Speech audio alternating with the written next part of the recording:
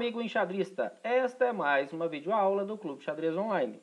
E o tema que nós vamos trabalhar é análise, esse difícil tema que todo mundo tem problema, né? Boa parte dos alunos que chegam aqui no Clube Xadrez Online, basicamente eles têm duas coisas em comum. Dificuldade com o repertório de aberturas, normal, né? Todo mundo que a gente conversa tem problema com seu repertório de aberturas. Pode ser até um grande mestre, tem sempre alguma coisa para melhorar. E um outro aspecto é sempre o cálculo, a dificuldade para calcular, para analisar as posições. Então, nesta série que o Clube Xadrez Online está fazendo de métodos de análise, nós já falamos sobre o cálculo segundo Kotov, nós temos o cálculo segundo Dvoretsky e nós temos o cálculo segundo Dorfman. E também, para fechar, o cálculo segundo Agard. Bom, basicamente são esses quatro que se debruçaram, que fizeram livros, que fizeram artigos, né, que falaram muita coisa sobre a temática da análise com foco no cálculo. Bom, Dorfman, Iosif Dorfman é um GM que na carreira dele o máximo de rating que ele já teve, 2.610, né, que é um bom rating. Você chega a GM, né, com 3 normas, mais 2.500. Então, ele passou mais de 100 pontos desse limite aí de força de GM. Quer dizer, é um GM forte. E ele conta em 2 livros que são um método em xadrez e também o momento crítico, que ele foi dar aulas, né, na França. Então ele se mudou para a França e foi dar aulas. Beleza. Tudo ia muito bem quando ele olhou a diferença do público dele, os alunos dele, tinha extremos, ou seja, de mais de 700 pontos de rating. Por exemplo, tinha aluno de 1.500 pontos e outro de 2.200, convivendo no mesmo ambiente, ele tendo que passar material ali.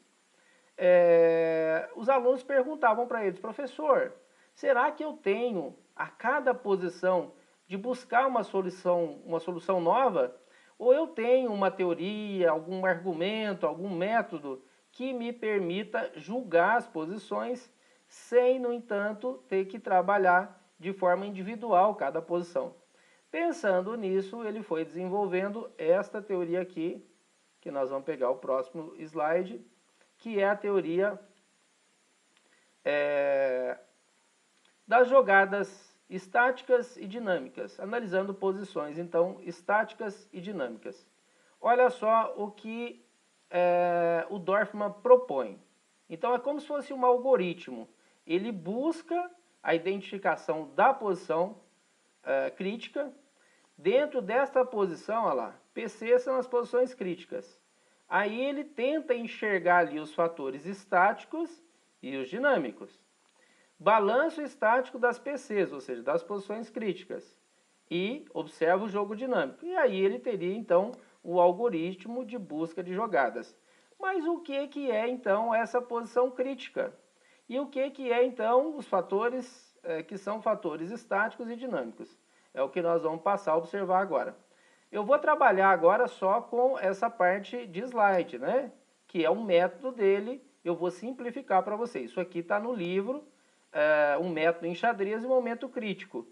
Eu estou colocando aqui para vocês um facilitador, porque aqui é como se fosse um resumão daquilo que tem na obra, da teoria dele. Eu estou fazendo um resumão, depois eu vou pegar partidas e mostrar para vocês, na prática, o que é posição crítica. Isso aqui é fator estático, isso aqui é fator dinâmico. Isso aqui é uma situação que você pode evoluir a posição e essa posição você não pode. Então, é o que nós vamos ver agora. Ó.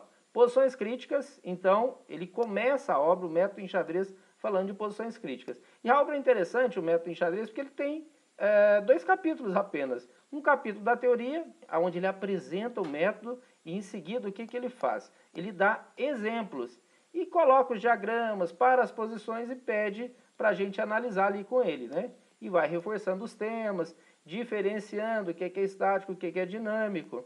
E depois ele tem as partidas. E no momento crítico, que é a segunda obra, né? Ele fez 2 obras e o Dorfman, apesar de ter sido um jogador muito forte, né, chegou a 2.610, ele ele foi segundo. Ele integrou a equipe do Kasparov em 4 mundiais, para vocês terem ideia. Então, assim, é um excelente analista mesmo, né? Formou excepcionais jogadores, por exemplo, Bacrot, né, que é um GM muito forte, acima de 2.700, ele trabalhou com Bacrot. Etienne, né, que é um enxadrista francês, também integrou a equipe do Topalov, né? Ele trabalhou com o Topalov já também, né, ex-campeão do mundo. Então, além de grande jogador, ele também tem esse retrospecto, ele tem um perfil de bom treinador, bom analista, né, por aquilo que ele conseguiu produzir até agora na carreira dele. Então, vamos lá.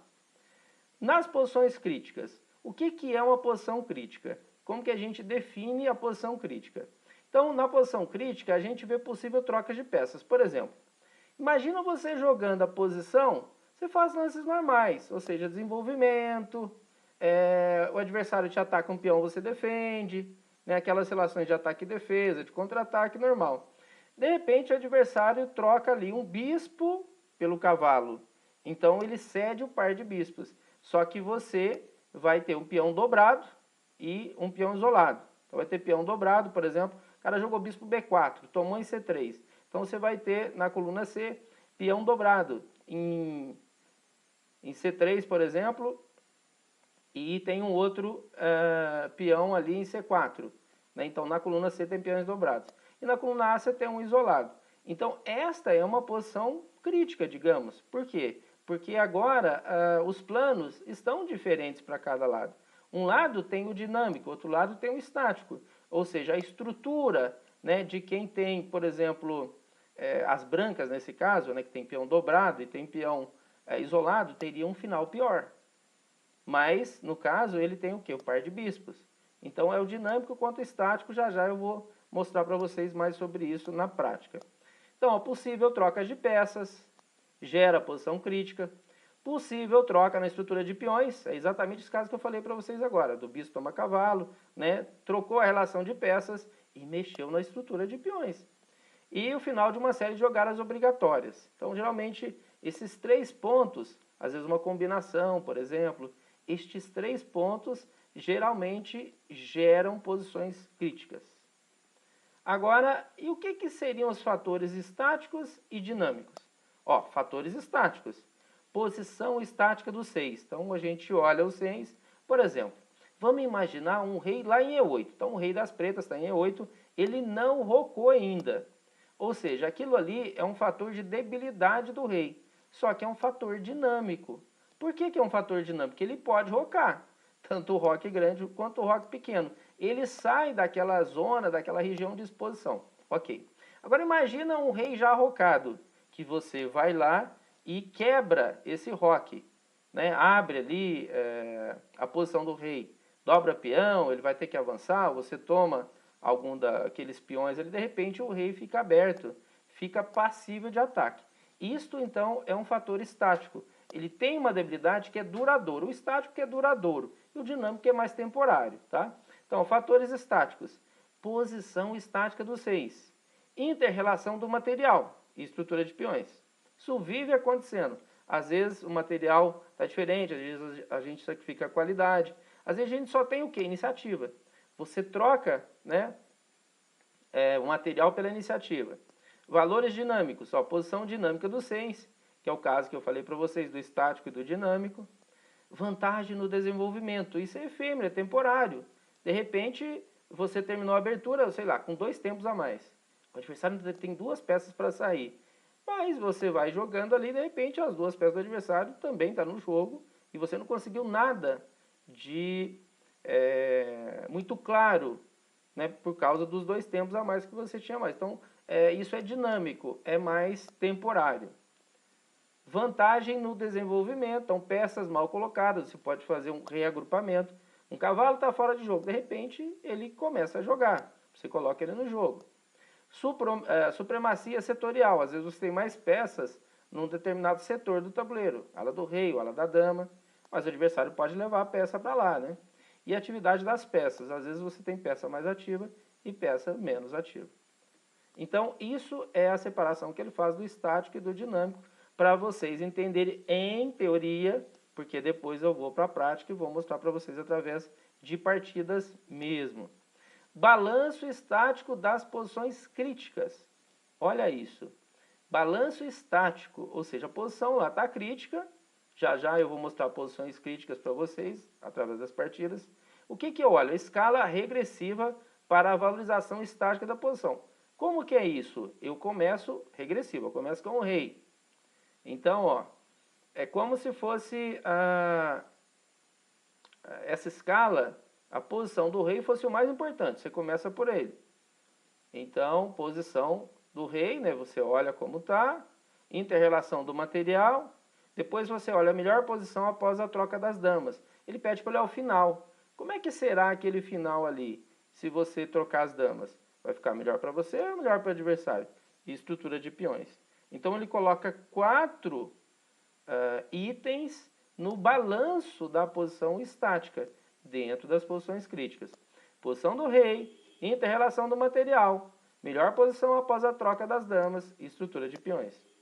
Em seguida, ele fala da posição estática do rei. Então, ele listou as 4 e agora vai falar de cada uma. Isso nós estamos falando do estático, que é aquilo que é mais duradouro. Debilidade estática do rei. O rei pode ser facilmente atacado. Aquele caso que eu falei para vocês, que o rei rocou, por exemplo, e aí nós conseguimos abrir o roque. Ele pode ser facilmente atacado. O rei não possui lugar seguro no tabuleiro. Por exemplo, às vezes ele até consegue sair dali. Né? A gente faz aquela viagem, né? Aquele passeio com o rei pelo tabuleiro, sai de uma ala para outra, por exemplo. Mas mesmo na outra ala que ele vai, não está seguro. Então a posição estática do rei, ou seja, ele tem uma fraqueza duradoura no setor que ele está e mesmo para um outro que ele vá. Então a todo momento ele inspira cuidado. As nossas peças têm que ficar ali presas na defesa do rei. Inter-relação do material, que é o item 2. Então, o que ele pede para olhar? Igualdade material, beleza. Então, suponhamos que alguém tem vantagem material, quer dizer, aquilo é uma vantagem duradoura. Você está com um peão a mais, por exemplo, está patente ali, né? Está visível o seu material. Então, é algo estático. Bispo contra cavalo, com ou sem a posição definida da estrutura de peões. Então, geralmente, o bispo contra cavalo, o bispo costuma ser superior, né? Às vezes igual a posição ou às vezes até o cavalo, mas é bem mais raro. Em geral, um bispo contra o cavalo, numa posição que pode estar aberta, você tem vantagem. Conjunto ou combinações de peças, ou seja, torre-bispo contra torre-cavalo. Pela atividade e pelo movimento até das peças, uma torre e um bispo combinam melhor que uma torre e cavalo. Uma dama e cavalo combinam melhor contra dama e bispo. Quem já está ali com o seu roque e de repente vem uma dama e cavalo sobre o roque, quem já experimentou essa posição sabe o quanto é difícil defender ataques de cavalo e dama, porque a dama não faz o movimento do cavalo, né? E aí eles combinam muito bem. O cavalo é mais lento, a dama é mais rápida. Então nessa junção de peça dá uma possibilidade venenosa ali de atacar. No caso da torre do bispo, combina melhor que torre e cavalo, né? Porque o cavalo é peça lenta, então ele combina melhor com a dama. Torre e bispo seria uma junção melhor. Opa! Vamos voltar aqui, beleza. 2 bispos contra 2 cavalos. Né? 2 bispos contra 2 cavalos geralmente é bem superior ao par de bispos. Quantas e quantas partidas a gente vê ganhar por conta, né, desse par de bispos. 2 bispos contra bispo e cavalo, mesma coisa. Então, nessa relação do material é algo para a gente olhar. Aí, melhor posição após trocas das damas. Então, a troca das damas é a posição estática do rei. A troca das damas, né, e a estrutura de peões. É algo que a gente vai olhar. Né? Por exemplo, se o adversário está atacando a gente pensa em trocar as damas. Né? Porque isso dificulta chegar às peças, dificulta o ataque. O adversário perde força do ataque. Mas se troca as damas, a estrutura está pior, o que acontece? Podemos perder o final. Não vai adiantar então. Agora a estrutura de peões. Então a gente sabe que peões dobrados ou triplicados eles são fracos, que um peão não ajuda o outro. Algumas posições, né, quando os peões estão mais ali centrais, pode ser que o peão dobrado seja bom. Mas o peão dobrado não é bom para ataque, geralmente é um peão mais defensivo. e quando tem uma grande vigilância ali do centro. Então, no geral, o peão dobrado é fraco. O peão passado defendido, então na estrutura de peões, quando a gente tem um peão passado defendido é muito bom, né? A gente garante ali ter uma poupancinha legal para poder jogar o final. Estrutura compacta de peões, ou seja, os peões é como se fosse uma corrente, a estrutura deles. Quanto mais junta, mais compacta tiver aquela massa de peões, tanto melhor. Quantidade de ilhas, né? Essa corrente pode estar quebrada. Quanto mais quebrada tiver essa corrente, pior, né? Porque o adversário tem mais pontos de ataque. Peões colgantes ou peões suspensos ou semicolgantes. Na realidade, eu nunca tinha ouvido essa questão dos semicolgantes. Aí procurei descobrir o que é o semicolgante. Porque o colgante é o C4 e D4. Os dois peões estão juntos, mas estão separados do resto dos peões. Você olha para a direita e olha para a esquerda, não tem peões. A mesma coisa poderia ser de pretas, C5 e D5. E geralmente tem as torres ali atacando. Então, são colunas semi-abertas que o adversário começa a pressionar esses peões. Eles têm força dinâmica, têm força de movimento, mas em si eles costumam ser fracos, né? Porque o adversário pressiona frontalmente esses peões. E os semicolgantes é que está C3, D4, está C6, D5, eles não estão na mesma linha.